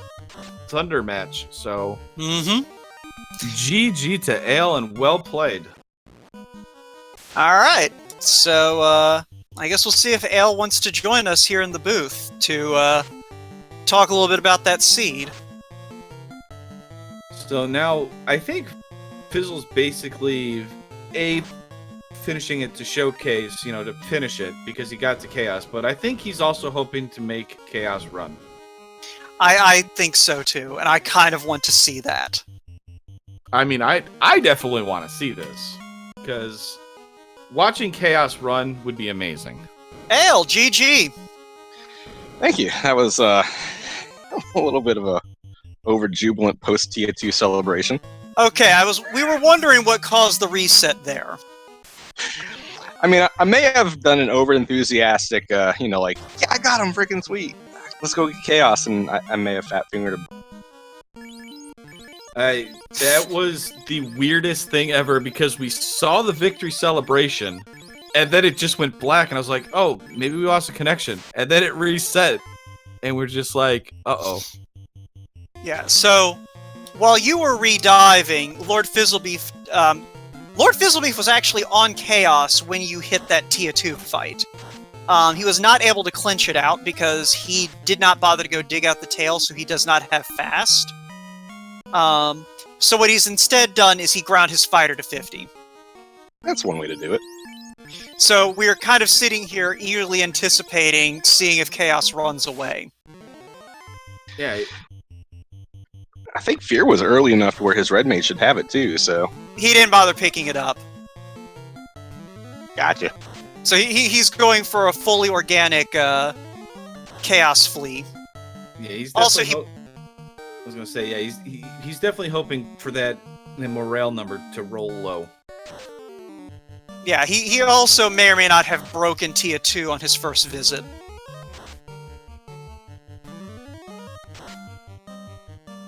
By which I mean he absolutely did.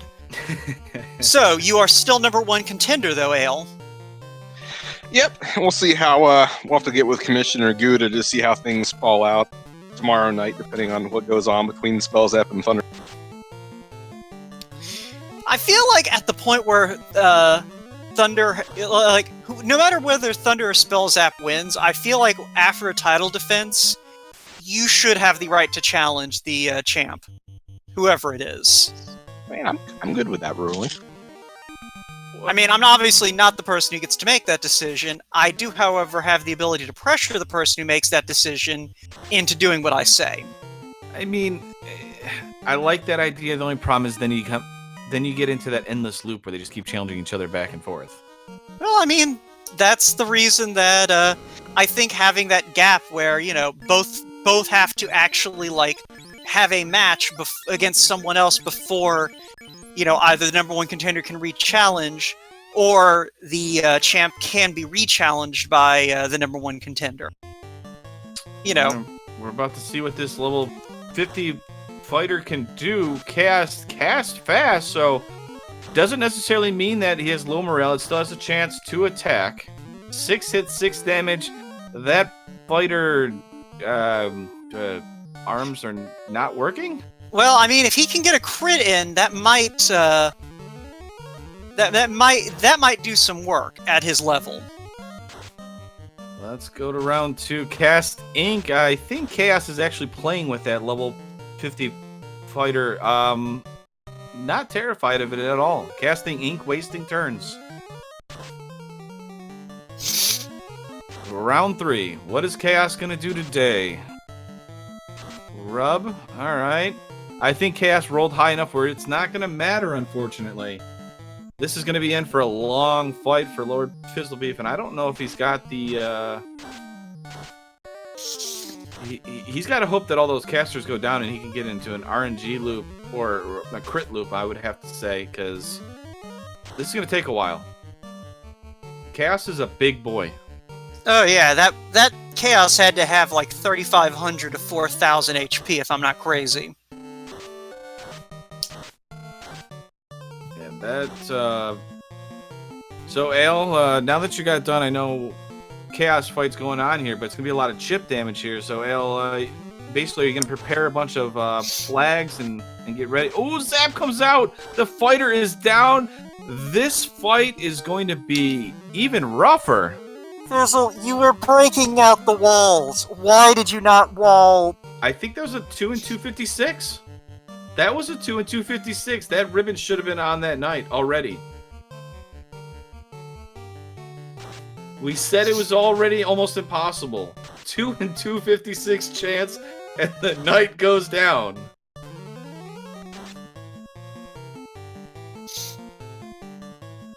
Oh, and Fizz will be one of the first people to tell you, if you have a ribbon, you put it on that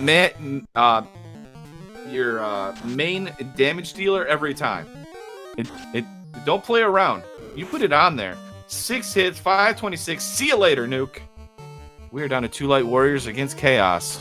I'm surprised that he's still going for damage at this point. I would think that it would be the point to just bust out the Brack Strats and pray. It definitely is.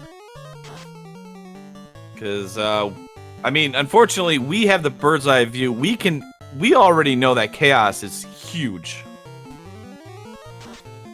And yeah, he's going for Bane. And as my commentary partner said, Woat, he said that, that's probably about 4,000 HP. Bye, Nook. We're down to Fade and a Dream.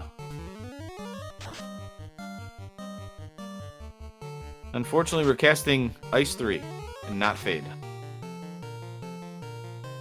Oh, Surprised he's not tossing another ruse onto Fade. maybe already maxed out, because if he casts another one, they actually clicked overflow. So if he actually goes over that number, it resets his evasion. Oh, does that also apply to player characters? I didn't realize that. Oh, yes. So, yeah, if he casted another ruse stack and that went over the limit or whatever that you're allowed, yeah, over the max evade. So I don't think he equipped anything on that red wizard or the red mage, because I would have started attacking by now, I think. Oh, no, I think that's literally just for enemy scaling, dang. I don't think that they rewrote the code. What?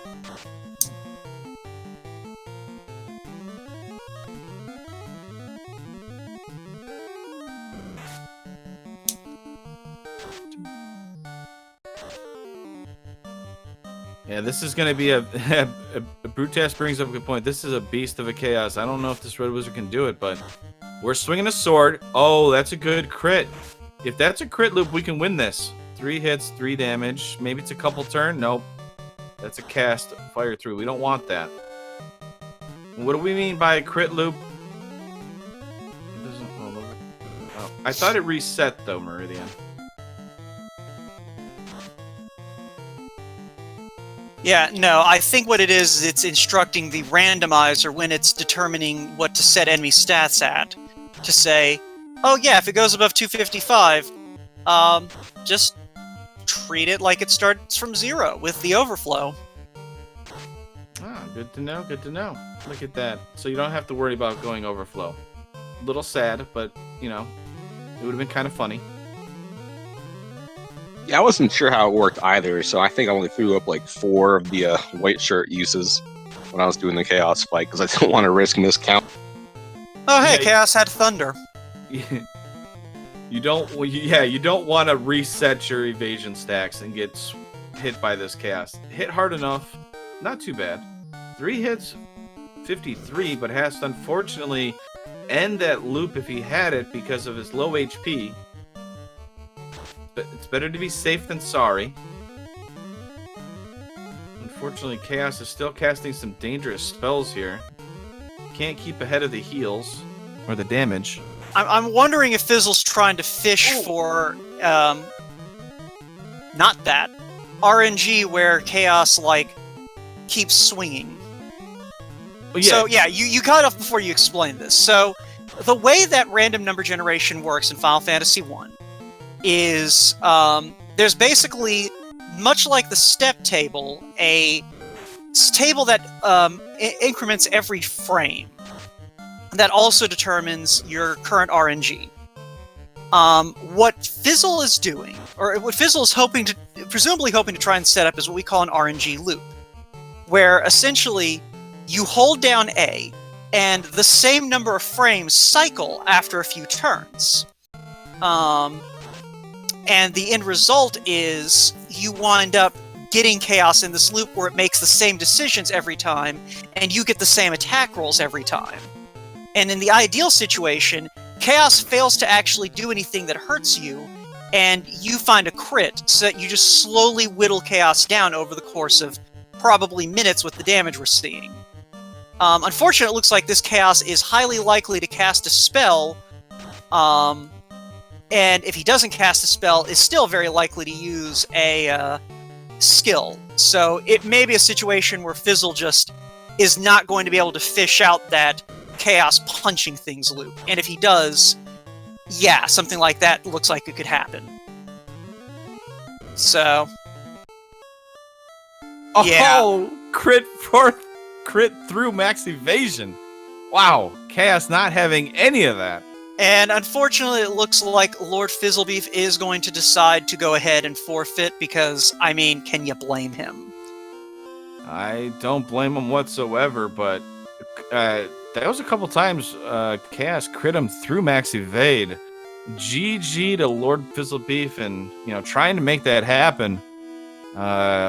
Almost made Chaos run, but unfortunately Chaos was not terrified of that fighter at all. Ale Markin retains his number 1 contender spot, and we have him in the broadcast booth. Ale, so you made the play. The difference between you and Lord Fizzlebeef, or the big difference really, was you went for the tail, or went exploring for the tail.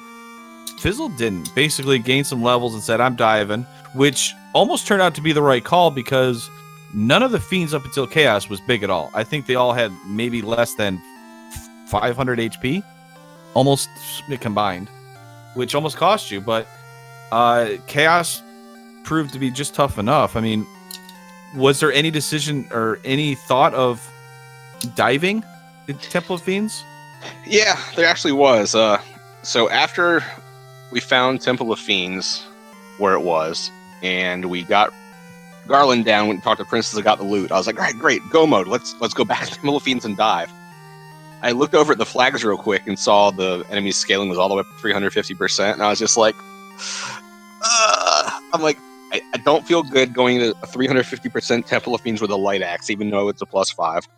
At that point, I was really hoping for like even just lock, and maybe getting lucky and finding the power gauntlet somewhere.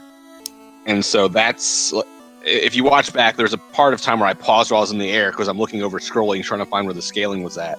And as soon as I saw the 350, I was like, nah, I got a class change because I know everything's going to be level 7 or 8 because we had already checked levels 1 through 6 and saw nothing. So that was really the big deciding moment for me was I wanted to get at least lock and maybe temper. So. Yeah, well, Fizzle has joined us, so GG, Fizzle. It was so close. I had it. I had all the pieces right there, and then math told me no twice, aggressively. If it makes you feel any better, Fizzle, Chaos had like 4,000 HP. I could have done it, maybe. I could have maybe gone the distance. I had like 60 heal potions left. I believed in you. I mean, the real problem is Chaos also regenerates. Does Chaos regenerate? Yeah, I'm pretty sure he has regeneration. Because that would make him an enemy type, and I don't think... No, that's Warmech. Yeah, Warmech is the one that Warmech doesn't have an regenerates. enemy type either, though, so... Yeah, Warmech is regen type. Is it? I thought Warmech was typeless too. That's why Excal isn't very effective. Nah, it's just a huge amount of armor. Well, I'm gonna go double check because I thought otherwise. All right, Meridian confirming that Chaos is not regen. And as we all know, Meridian is the one who fixed the regeneration bug. Yeah, thanks a lot. So Chaos rolled almost 5,000. Woohoo! I feel like I could have if I didn't get zapped through a ribbon and I didn't get double punched, I could have had that. Oh, he is regenerative. Okay, never mind. No, Warmech is. Okay, cool. I did not realize that. Mhm. This is why I don't race, y'all. But yeah, so but yeah, no, I mean, you put up a heck of a show. You found TOF well before Ale did, for one thing. And also went in a good bit before Ale did, as I'm sure y'all can see looking there. Okay, you went in like 5 minutes before Ale, but still. I mean, the first one was supposed to be like an information dive. I was planning on making it to like carry 2 at the most to just see, okay, this is what I'm up against. Grind to 50, try again, see what's going on. I did not anticipate making it to Chaos that first dive, which probably is why I was so eager to just try it again. I mean, that's a reasonable decision to make. Let's be real here. I assume you would have done the exact same thing if you had been in Fizzle's position. Most likely, yeah. I mean, it's one of those gambles. So when you have the enemies scaling like we do, they might all roll 29-30% with 0 stats, and they all go down in 2 rounds. On the other hand, they might roll 350%, and you hate your life because you made a bad call to go into Tover at level 6. So it's just really one of those things where it's like you never know what the seed's going to throw at you. But I probably would have done an exploratory dive early too. I mean, the other that thing, 350 number. The other thing is with that 350, you could have had some stats to roll over. Y'all did have the rollover flag on. Mm-hmm. Yeah, I was hoping either things would roll over or morale would go low, or at least like none of the fiends would hit like 300%, and I lost all 3 gambles. Yeah, I mean that's the kind of wager you got to take if you want to be number 1 contender. But hey, now you actually have a ranking, which means that you've made it even harder for Caleb to be the bottom of the list. Heck yeah, last place is mine. Caleb, come get it. Or not. I like everybody. Caleb, let's go. He's like, all right. Well, the man has a goal of being being in last place, and everyone is being a good bro and helping. I'm not helping. I'm standing in his way. Last place is mine. Okay, do you guys want to set up a last place title match? Just whoever loses is now in last? Or whoever wins is now in last? We're going to have a think about how that will function, but I would very much like to do that, yes. Alright, you heard it here first, folks. If you enjoy this bizarre concept, then join the Discord and keep your eyes peeled for Caleb versus LordFizzlebeef, the battle for last. So, should we then have the last place match before the champion match then? Or the title match? Have like an undercard where the last place are battling it out? You guys can figure that out. I just work here. So when that match happens, does the winner lose and the loser win, or do I have that backward? We're going to have to figure it out. Yeah, I feel like you have to have the winner lose.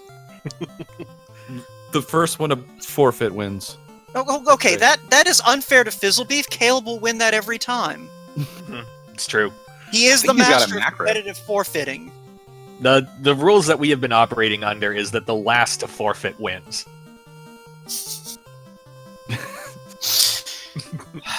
Okay, we can't have y'all as the undercard. We'd never actually get to the main event. Oh, details. But yeah, so I mean, I don't know what else to do here. Wout, I usually rely upon you for interviews, so what else you got for us? Yeah, I mean, it's one of those things. I think we kind of covered most of the. This is surprisingly straightforward for as bizarre as the flags were. To be completely honest, like, you guys really didn't have too many, big gatekeepers or obstructions or, banging your head against the wall moments. Aside from the end of the game, but that happens quite a bit, and we talked about that already. So yeah. I mean, I just hope that Dang appreciated the bonus Lich 1 kill that I provided for him. Oh, I did. Let me tell you. And it also brought up painful memories up to Wout and how I beat him in Spring Tournament 2019. It was great. I am still salty about that. Does that mean Dang also appreciated my first Chaos fight? Yes, I did.